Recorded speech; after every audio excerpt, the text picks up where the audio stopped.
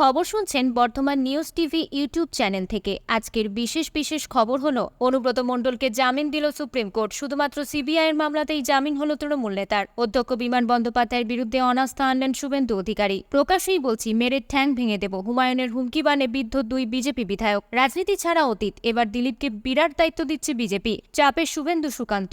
ভরা রাস্তায় পুলিশকে ফেলে পেটালেন টিএমসি কাউন্সিলর। যুক্তি দিয়ে বললেন, ও আগে সিপিএম করতো, পরে বিজেপি। বাংলায় ক্ষমতায় আসবে বিজেপি।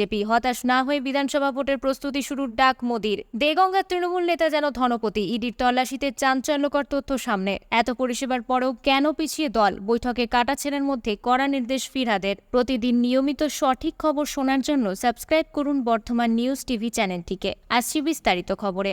গরু পাচার কাণ্ডে সিবিআই এর করা মামলায় সুপ্রিম কোর্টে জামিন পেয়েছেন তৃণমূল নেতা অনুব্রত মণ্ডল। সেই খবর বীরভূমে এসে পৌঁছাতেই খুশির হাওয়া জেলা তৃণমূল নেতৃত্বের মধ্যে। প্রায় 2 বছর বীরভূম অনুব্রতহীন।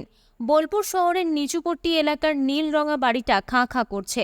একটা সময় এই বাড়িতে তৃণমূল নেতা কর্মীরা তো বটেই, সাধারণ মানুষের ভিড়ে গম গম করত। অনুব্রত বীরভূমের তৃণমূল জেলা সভাপতি থাকাকালীন কাজল শেখের সঙ্গে বিবাদ সুবিদিত হয়েছিল। দুপক্ষের অন্তর্বিরোধও বারবার প্রকাশ্যে এসেছে। তবে প্রকাশ্যে সব সময় দুজনকে হাসি মুখে দেখা গিয়েছে। গরু পাচার মামলায় অনুব্রত জেলে যাওয়ার পরে দলে কাজলের গুরুত্ব বাড়ে। জেলা সভাপতি পদ শূন্য রেখে তৃণমূলের সর্বময় নেত্রী মমতা বন্দ্যোপাধ্যায় জেলা কোর কমিটি গড়ে দেন। সেই কমিটির সদস্য তথা বীরভূম জেলা সভাধিপতি কাজলও কেষ্টদার জামিনের খবরে খুশি। অনুব্রতের গ্রেপ্তারি এবং জেলবন্দি থাকাকে রাজনৈতিক ষড়যন্ত্র হিসেবেই দেখছেন কাজল। সুপ্রিম কোর্টের বিচারপতি বেলা এম ত্রিবেদী এবং বিচারপতি সতীশ চন্দ্র শর্মার ডিভিশন বেঞ্চ শর্ত সাপেক্ষে অনুব্রতের জামিন মঞ্জুর করেছে। জামিন দেওয়ার সময় শীর্ষ আদালত 3টি শর্ত দিয়েছে। বলা হয়েছে, অনুব্রতকে পাসপোর্ট জমা রাখতে হবে, পাশাপাশি বিচার প্রক্রিয়া শুরু হলে তাতে সম্পূর্ণ সহযোগিতা করতে হবে এবং তৃতীয়ত, কোনোভাবেই সাক্ষীদের উপর প্রভাব খাটাতে পারবেন না অনুব্রত। সিবিআই মামলায় অনুব্রত জামিন পেলেও ইডির মামলা এখনও ঝুলে দিল্লি হাইকোর্টে। তাই এখনও তিহার থেকে ছাড়া পাচ্ছেন না কেষ্ট। প্রিয় দর্শক, আমরা এই ভিডিওটিতে 2000 লাইক ও 1000 সাবস্ক্রাইবার টার্গেট করছি, তাই আমাদের টার্গেটটি সম্পন্ন করবেন এবং আপনি কোন জেলা থেকে দেখছেন কমেন্ট করে জানাবেন। আসছি পরবর্তী খবরে।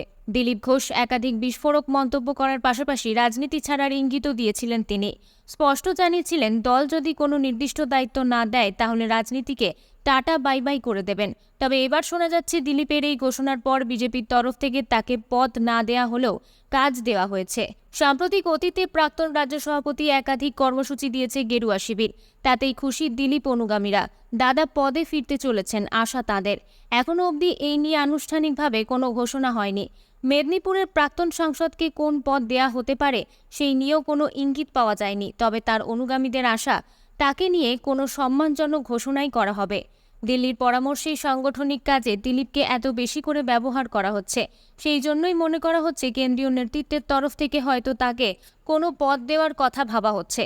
লোকসভা ভোটের পর সুকান্ত মজুমদার কেন্দ্রে মন্ত্রী হওয়ার পর রাজ্য সভাপতি হিসেবে দিলীপের নাম উঠে এসেছিল, কিন্তু সেই সময় তিনি সর্বসমক্ষে দলের সমালোচনা করে বসেন। এরপর পাল্টে যায় সমীকরণ। গত কিছু সময় ধরে অবশ্য সরব দিলীপকে খানিক নীরব দেখা গিয়েছে। দলের নির্দেশ অনুযায়ী নানান বৈঠকে গিয়ে কর্মীদের উৎসাহিত করতে দেখা যাচ্ছে তাকে। সেই সঙ্গেই সম্প্রতি সমাজ মাধ্যমে একের পর এক পোস্ট করে রাজ্যের শাসক দলকে এক হাত নিয়েছেন। তাহলে কি সত্যিই শীর্ষ নেতৃত্বের থেকে কোনো বার্তা পেয়েছেন তিনি? আপাতত তা জানতে কিছুটা সময় অপেক্ষা করতে হবে। মুর্শিদাবাদের 2 বিজেপি বিধায়ক সুব্রত মৈত্র ও গৌরীশঙ্কর ঘোষ সম্প্রতি মুর্শিদাবাদ, মালদা, দক্ষিণ দিনাজপুর এবং নদিয়া জেলার কিছুটা অংশকে জুড়ে কেন্দ্রশাসিত অঞ্চল করার দাবি তোলেন। এবার তাঁদেরই হুমকি দিয়ে বিতর্কে জড়ালেন তৃণমূল বিধায়ক হুমায়ুন কবির। নাম না করে 2 বিজেপি বিধায়ককে মেরে ঠ্যাং ভেঙে দেওয়ার নিদান দিলেন তিনি। হুমায়ুন কবিরের অভিযোগ, এই সকল বিধায়করা দেশের গণতন্ত্র নষ্ট করছে, সম্প্রীতি নষ্ট করছে, তাই তাদের ছেড়ে দেবেন না বলেও জানিয়েছেন তৃণমূল বিধায়ক।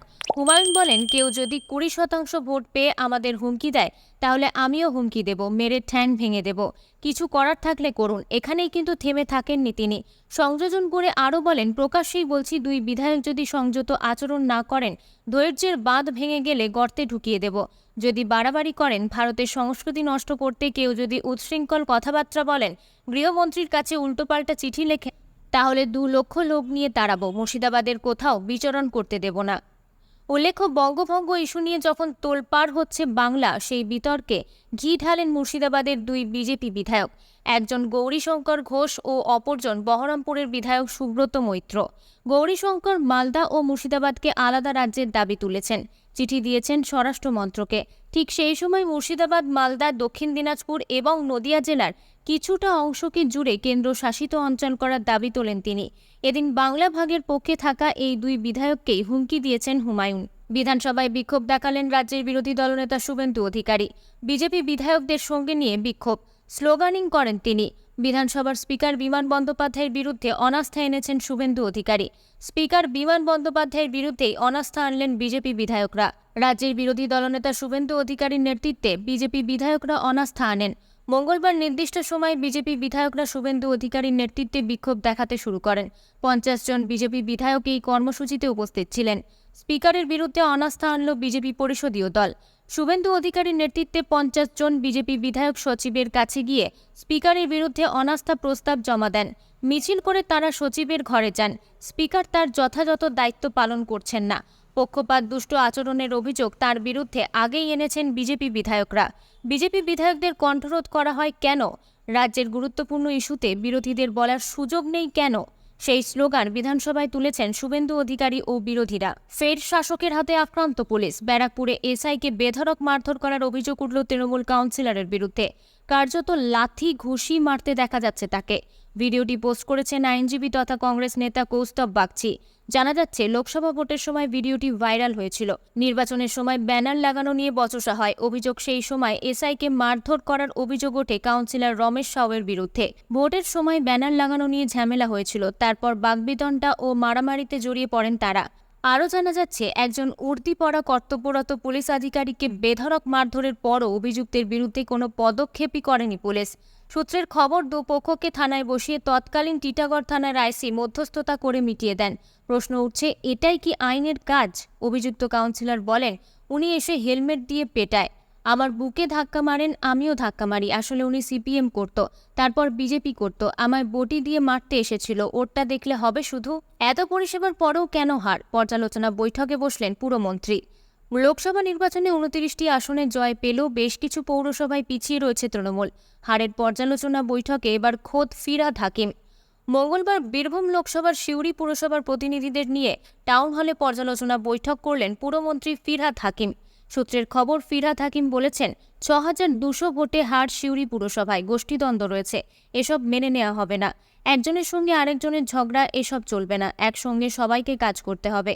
সমন্বয়ের ভিত্তিতে কাজের কথাই বলেছেন বারবার। কার্যত হুঁশিয়ারির সঙ্গে দিয়েছেন স্পষ্ট বার্তা। বলেছেন, সংগঠন মেনে চলতে হবে, না মানলে দলে থাকা যাবে না। স্থানীয় বিধায়ক বিকাশ রায়চৌধুরীর সঙ্গে যোগাযোগ রেখে চলতে হবে কাউন্সিলরদের। বিকাশ যা বলবেন সেগুলো শুনে এগোতে হবে, চলতে হবে। সূত্রের খবর, এসেছে এমন নির্দেশও। কিছুদিনের মধ্যেই সিউড়ি যাবেন ফিরহাদ। ওখানে গিয়ে 83 কোটি টাকার জল প্রকল্প চালু করার কথা রয়েছে তার। তৃণমূল সূত্রে খবর, এরপরে রামপুরহাট, বোলপুর পুরসভা নিয়েও একইভাবে বৈঠক করবেন ফিরহাদ। এবার সেই বৈঠকের নির্যাস কি দাঁড়ায়, সেদিকে নজর রয়েছে রাজনৈতিক মহলের। সকাল থেকে হইচই পড়ে গিয়েছে দেগঙ্গায়। ইডির একটি বিশাল টিম পৌঁছেছে সেখানে। দেগঙ্গা ব্লকের বেড়াচাপায় পিজি হাইটেক রাইস মিলে অভিযান চালায় ইডি। আর এরপরই একের পর এক চাঞ্চল্যকর তথ্য সামনে আসছে। জানা গিয়েছে, এই মিলের মালিক আলিফ নূর মুকুল ও আনিসুর রহমান ওরফে বিদেশ। তারা রেশন দুর্নীতিতে ধৃত বাকিবুর রহমানের মামাতুতো ভাই। এলাকার লোকজনের দাবি, এই বিদেশ তৃণমূল নেতা। রাইস মিলের পাশে রয়েছে একটি সাদা বাড়ি, যে বাড়িতে মুকুল ও বিদেশ থাকেন বলে খবর। সে বাড়ির গায়েই একটি তৃণমূলের কার্যালয় রয়েছে। এমনও এলাকায় লোকজন বলছেন, আনিসুর রহমান ওরফে বিদেশ দেগঙ্গা ব্লক তৃণমূল কংগ্রেসের সভাপতি। ইডি সূত্রে খবর, আরিফ নূর মুকুল ও আনিসুর রহমান ওরফে বিদেশের চালকল ছাড়াও পারিবারিক বিএড ডিএলএড কলেজ রয়েছে, আবাসিক মিশনও আছে। 2016 সালের আগে পর্যন্ত বাম সমর্থক হিসেবে নাকি এলাকায় পরিচিত ছিলেন বিদেশ। 2016 সালে বিধানসভা নির্বাচনের প্রচারে দেগঙ্গায় 52টি সিংহ পুতুল নিয়ে মিছিলও করেছিলেন। নির্বাচনের পর রাজনৈতিক মতাদর্শ বদলায় তার।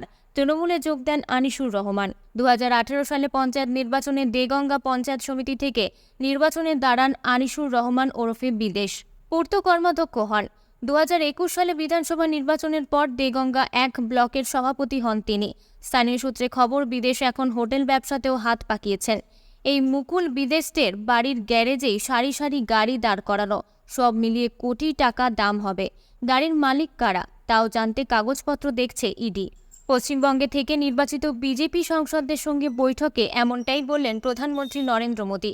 সোমবার প্রধানমন্ত্রীর কার্যালয়ে এই বৈঠক হয়।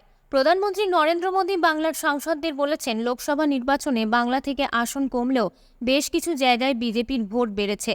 বাংলার মানুষ বিজেপিকে গ্রহণ করেছে বলেও মন্তব্য করেছেন প্রধানমন্ত্রী মোদী। প্রতিকূলতা সত্ত্বেও বাংলায় বিরোধী দল হিসেবে বিজেপির ভোট বৃদ্ধিতে প্রধানমন্ত্রী সন্তোষ প্রকাশ করেছেন বলে জানা গিয়েছে। প্রধানমন্ত্রীর সঙ্গে বাংলার বিজেপি সাংসদদের আলোচনার বিষয় ছিল উন্নত ভারতের জন্য উন্নত বাংলার প্রয়োজনীয়তা। প্রধানমন্ত্রী মোদী বাংলায় ক্ষমতায় থাকা তৃণমূল কংগ্রেস ও বিজেপির মধ্যে দ্বন্দ্বের কথা স্মরণ করিয়ে দিয়ে বলেছেন, দল এক দশক আগের তুলনায় রাজ্যে তাদের ভিত জোরদার করেছে। প্রধানমন্ত্রী মোদী বাংলার বিজেপি সাংসদদের বলেছেন, রাজ্যের মানুষ বিজেপিকে মেনে নিয়েছে, এটাই বাস্তবতা। জনগণ বিজেপিকে আশীর্বাদ করেছে। তিনি বলেছেন, সেদিন বেশি দূরে নয় যেদিন বিজেপি বাংলায় ক্ষমতায় আসবে। প্রধানমন্ত্রী আরও বলেছেন, বাংলার মানুষের বিশ্বাস অর্জন করলে বিজেপি সেখানকার জন্য উন্নয়ন, কল্যাণ ও সমৃদ্ধি নিশ্চিত করতে পারবে। বাংলাদেশের কোটা বিরোধী আন্দোলন থেকে ভারতের বিরুদ্ধে স্লোগান দেওয়ার অভিযোগ তুলে উপযুক্ত ব্যবস্থা নেওয়ার জন্য সে দেশের ডেপুটি হাই কমিশনারের কাছে দাবি জানিয়ে এলেন বিরোধী দলনেতা শুভেন্দু অধিকারী সহ বিজেপি নেতৃত্ব। বাংলাদেশের রাস্তায় ছাত্রদের আন্দোলন চলাকালীন ওই স্লোগান দেওয়া এবং আরও কিছু ঘটনার ছবি সংবলিত ভিডিও সেখানে জমা দিয়েছেন তারা। শুভেন্দু অভিযোগ করেছেন, বাংলাদেশের আন্দোলন থেকে ভারত ও প্রধানমন্ত্রী নরেন্দ্র মোদীর বিরুদ্ধে স্লোগান দেওয়া হয়েছে। অভিযুক্তদের শাস্তি চেয়ে তার সংযোজন ভারত বিরোধী মন্তব্য বা আমাদের প্রধানমন্ত্রীকে অপমান করা হলে তা বরদাস্ত করব না। শুভেন্দুর সঙ্গে গিয়েছিলেন বিধায়ক শঙ্কর ঘোষ, চন্দনা বাউরি, অগ্নিমিত্রা পাল সহ 20 জন। ডেপুটি হাই কমিশনের বাইরে পুলিশের ব্যারিকেড ছিল। পুলিশ বিজেপি নেতৃত্বকে জানায়, আগাম না বলায় কাউকে ভিতরে ঢুকতে দেয়া যাবে না। এরপরেই গোলমাল বাধে। শুভেন্দু একটি কাগজ দেখিয়ে দাবি করেছেন, গত শনিবার অনুমতি চেয়ে চিঠি দিয়েছিলেন। অনুমতি থাকলেও পুলিশ বাধা দিয়েছে বলে অভিযোগ তার। শুভেন্দুর দাবি, এখানে কোনো ব্যারিকেড থাকে না, রাজ্যের জঙ্গল রাজ চলছে। এখানে মমতা বন্দ্যোপাধ্যায়ের যে পুলিশ অসভ্যতা করেছে তাদের আইনের মধ্যে থেকে শিক্ষা দেব। এতক্ষণ খবর শুনছিলেন বর্ধমান নিউজ টিভি চ্যানেল থেকে। খবর আজকের মতন এই পর্যন্তই। ধন্যবাদ।